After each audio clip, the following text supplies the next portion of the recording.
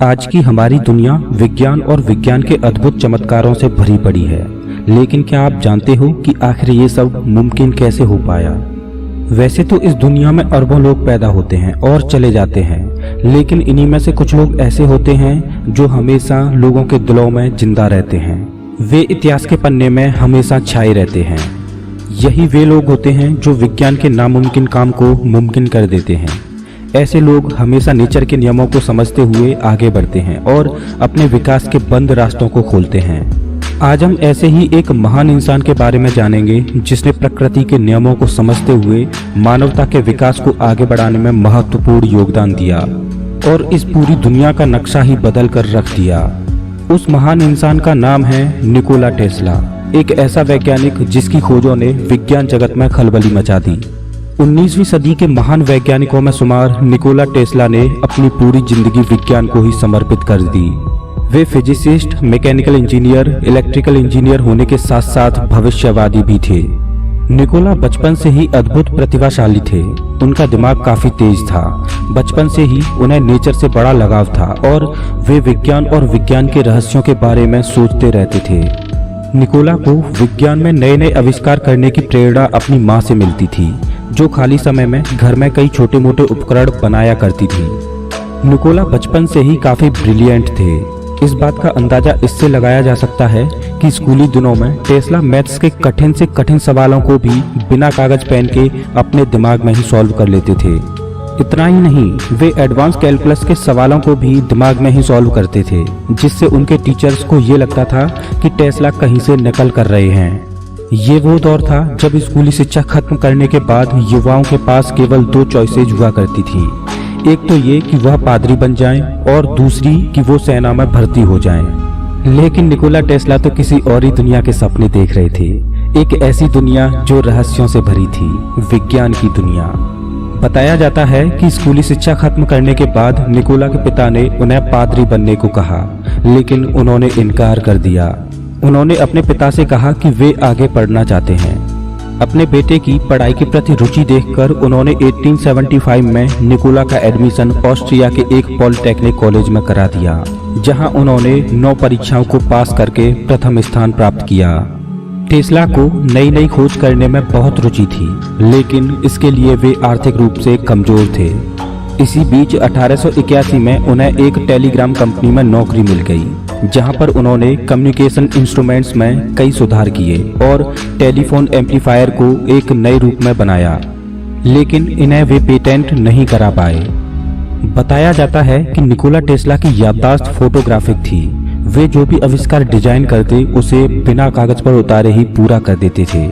इसलिए कुछ लोगों को लगता था कि टेस्ला के पास कोई दिव्य शक्ति है।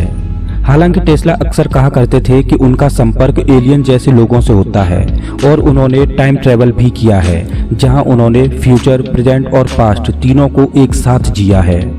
ये बात टेस्ला ने अपनी किताब माई इन्वेंशंस में भी कही है। टेस्ला की इन्हीं खूबियों के चलते 1882 में उन्हें थॉमस एडिसन की कंपनी की फ्रांस यूनिट में नौकरी मिल गई और इसके बाद 1884 में इनका ट्रांसफर अमेरिका हो गया। टेस्ला ने थॉमस एडिसन के आविष्कारों में बहुत बड़ा योगदान दिया, लेकिन फिर एक समय ऐसा आया जब एडिसन और टेस्ला के बीच इलेक्ट्रिसिटी वॉर शुरू हो गया। दोस्तों, इलेक्ट्रिसिटी वॉर पर मैं पहले ही एक वीडियो बना चुका हूं, आप उसे हमारे चैनल पर देख सकते हो। एडिसन की कंपनी छोड़ने के बाद उन्होंने अपनी खुद की कंपनी खड़ी की और उन्होंने एसी प्रणाली को लाकर दुनिया की ही किस्मत बदल दी। एसी सिस्टम से दूर दूर तक बड़ी आसानी से और काफ़ी सस्ती बिजली पहुंचाई जा सकती थी और आज भी पूरी दुनिया में घरों तक बिजली पहुंचाने के लिए एसी सिस्टम का ही उपयोग किया जाता है। आविष्कार मानो जैसे कि टेस्ला के खून में बसे हों। अपनी अद्भुत कल्पना शक्ति और बुद्धिमत्ता के चलते टेस्ला ने बहुत से ऐसे आविष्कार किए जिन्होंने वैज्ञानिकों में खलबली मचा दी, जिनमें से कुछ तो आज भी कार्यरत हैं, लेकिन कुछ इतिहास के पन्नों से ही गायब हो गए। 8 भाषाओं का ज्ञान रखने वाले निकोला टेस्ला जो भी सोचते थे वो उनके समय से कहीं अधिक आगे का होता था। इनके कुछ आविष्कार तो ऐसे थे जो अगर आज होते तो हमारी दुनिया का नक्शा कुछ अलग ही होता। सबसे पहले टेस्ला ने चक्रीय चुंबकीय क्षेत्र के सिद्धांत की खोज की और उनका एक आविष्कार जिन्होंने आज पूरी दुनिया को रोशन कर दिया वो था एसी इलेक्ट्रिसिटी मोटर का निर्माण। आपको बता दें कि एसी करंट से पहले अमेरिका में डीसी की सप्लाई की जाती थी, पर डीसी में कमियां बहुत थीं, जिसे टेस्ला ने उजागर किया और एसी सप्लाई लागू की। अमेरिका आने के बाद निकोला टेस्ला ने 1891 में टेस्ला कॉइल्स का निर्माण किया। टेस्ला कॉइल एक तरह की इलेक्ट्रिक सर्किट होती है जिसकी सहायता से कम करंट और हाई वोल्टेज की बिजली पैदा की जाती है। आज के समय में रेडियो, टेलीविजन और अन्य इलेक्ट्रॉनिक्स में टेस्ला कॉइल का काफी उपयोग किया जा रहा है और वायरलेस ट्रांसमिशन में इसका उपयोग हो सकता है। इसके बाद इन्होंने 1895 में रेडियो संचार तकनीक का आविष्कार किया। बताया जाता है कि रेडियो संचार तकनीक पर टेस्ला काम कर रहे थे और उन्होंने ये प्रोजेक्ट बखूबी पूरा भी कर लिया था, लेकिन 1895 में ही उनकी लैब में आग लग गई, जिसकी वजह से वे इसे पेटेंट नहीं करा पाए और इसके बाद राजनीतिक कारणों के चलते रेडियो के आविष्कार का पेटेंट मार्कोनी नाम के एक इटालियन वैज्ञानिक को मिल गया। लेकिन अपनी मौत के कुछ महीनों बाद ही अमेरिका की एससी ने मार्कोनी के पेटेंट को अमान्य करार दे दिया और पेटेंट टेस्ला को दे दिया, लेकिन अफसोस कि वे ये अपनी आंखों से नहीं देख पाए। इसके बाद 1896 में निकोला ने हाइड्रो इलेक्ट्रिक पावर प्लांट का आविष्कार किया। इस प्लांट को बनाने में लगभग 3 साल लगे और 16 नवंबर 1896 को पहली बार इस प्लांट से नजदीकी इलाके में बिजली की सप्लाई की गई। टेस्ला के इस आविष्कार ने वैज्ञानिकों को काफी हैरान किया। इससे पहले सन 1893 में टेस्ला ने एक अनोखा आविष्कार किया जिससे लोग उन्हें पागल वैज्ञानिक भी कहने लगे। ये आविष्कार था अर्थक्वेक ऑसिलेटर।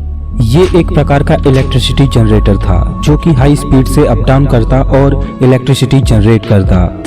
एक बार टेस्ला इस प्रोजेक्ट के ऊपर एक्सपेरिमेंट कर रहे थे। उस दौरान टेस्ला इसकी पावर को तेजी से बढ़ाते गए। ऐसा करने से उनके आसपास के एरिया में भूकंप आ गया।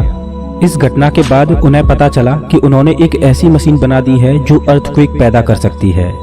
ये मशीन मानवता के लिए घातक साबित हो सकती थी, इसलिए निकोला टेस्ला ने ये मशीन तभी तोड़ दी। इसके बाद 1898 में इन्होंने खिलौने के आकार की एक नाव बनाई जो कि रिमोट से चलती थी। ये नाव अपने समय से कहीं अधिक आगे की थी। इस नाव को रिमोट से चलता देख लोगों को बहुत आश्चर्य हुआ और उन्हें लगा कि इसमें कोई प्रशिक्षित जानवर बैठा है जो उसे चला रहा है। लेकिन यही वो आविष्कार था जो आजकल के 3 मुख्य एडवांस टेक्नोलॉजी में उपयोग होता है: रोबोट, गाइडेड मिसाइल और रिमोट कंट्रोल। ये तीनों आविष्कार निकोला टेस्ला ने एक ही एक्सपेरिमेंट में कर दिए। इसके बाद 1901 में निकोला ने जो आविष्कार किया, अगर आज वो होता तो शायद हम अपने इस समय से 100 साल आगे होते। ये आविष्कार था वायरलेस इलेक्ट्रिसिटी का। इसमें निकोला टेस्ला एक गुंबदनुमा टावर बनाने पर काम कर रहे थे जिससे कि रेडियो ट्रांसमिशन द्वारा पूरे शहर में फ्री बिजली की सप्लाई पहुंचाई जा सके। और इसके लिए उन्होंने उस समय के न्यूयॉर्क के सबसे बड़े इन्वेस्टर्स में से एक जेपी मॉर्गन को अपने इस प्रोजेक्ट में पैसा लगाने को कहा। शुरुआत में तो जेपी मॉर्गन ने इस टावर में पैसा लगाया भी, लेकिन जब बाद में उन्हें पता चला कि टेस्ला इससे पूरे शहर में फ्री बिजली सप्लाई का सपना देख रहे हैं, तो उन्होंने टेस्ला के इस प्रोजेक्ट को फंड देना बंद कर दिया और आर्थिक स्थिति खराब होने के कारण 1905 में ये प्रोजेक्ट बंद करना पड़ा। और उसके बाद 1918 में जेपी मॉर्गन ने ये टावर पूरी तरह से तोड़वा दिया। टेस्ला के आविष्कारों का आधार ज्यादातर उनकी कल्पना शक्ति होती थी और इसी के चलते उन्होंने 1934 में डेथ बीम नामक एक प्रोजेक्ट पर काम करना शुरू किया। ये आविष्कार भी काफी एडवांस साबित होता अगर ये पूरा हो पाता। ये प्रोजेक्ट अगर सक्सेसफुली कंप्लीट होता तो हमारी दुनिया साई-फाई जैसी होती। डेथ बीम एक ऐसा हथियार था जो 250 मील दूर से ही दुश्मनों के 10,000 हवाई जहाजों को एक बार में ही खत्म कर देता। लेकिन इसके कंप्लीट न होने का कारण था फंड की कमी। टेस्ला के पहले इन्वेस्टर जेपी मॉर्गन ने इस प्रोजेक्ट पर फंड देने से मना कर दिया। हालांकि सोवियत संघ सरकार ने टेस्ला को $25,000 का चेक भी दिया था, लेकिन ये इस प्रोजेक्ट के लिए कम था और ये आविष्कार भी पूरा नहीं हो पाया। अपने साल के अंतिम दिनों में टेस्ला थॉट कैमरा बनाने पर काम कर रहे थे। ये एक ऐसा कैमरा होता जो किसी इंसान के थॉट्स को एक तस्वीर में बदल सकता था। टेस्ला इस प्रोजेक्ट के माध्यम से किसी इंसान के ब्रेन में चल रहे थॉट्स को डिकोड करके एक इमेज बनाना चाहते थे, लेकिन इस प्रोजेक्ट को भी ये पूरा नहीं कर पाए। टेस्ला के आविष्कार आइंस्टाइन और एडिसन के आविष्कारों से कम नहीं थे, मगर टेस्ला एक व्यापारी न होकर केवल विज्ञान की तर्ज पर काम किया करते थे और इस वजह से वे हमेशा ही आर्थिक रूप से कमजोर रहते। और 7 जनवरी 1943 को 86 वर्ष की उम्र में टेस्ला ने इस दुनिया को अलविदा कह दिया। बताया जाता है कि टेस्ला ने आजीवन विवाह नहीं किया क्योंकि उन्होंने अपना सारा समय विज्ञान और इसके आविष्कारों में लगा दिया। अपने जीवन के अंतिम दिनों में टेस्ला के कुछ प्रयोग असफल हो गए और कुछ वैज्ञानिक उनके ही पेटेंटों को चुराकर शोहरत पा रहे थे, जिससे वे डिप्रेशन का शिकार हुए। टेस्ला ने अपने समय में हजारों किताबों को पढ़ा। अपने वैज्ञानिक जीवन के दौरान निकोला टेस्ला ने द फ्लाइंग सॉसर और इम्प्रूव्ड एयरशिप्स जैसे प्रोजेक्ट्स पर भी काम किया, लेकिन लोगों ने इन पर भी अपनी गलत राय ही पेश की। टेस्ला को एक सनकी वैज्ञानिक के तौर पर भी देखा जा सकता है। वैसे तो टेस्ला को उनके आविष्कारों का श्रेय नहीं मिला और उनके प्रयोगों को सरकार ने दबा कर रखा है, लेकिन टेस्ला को विज्ञान जगत में काफी सम्मान दिया गया है।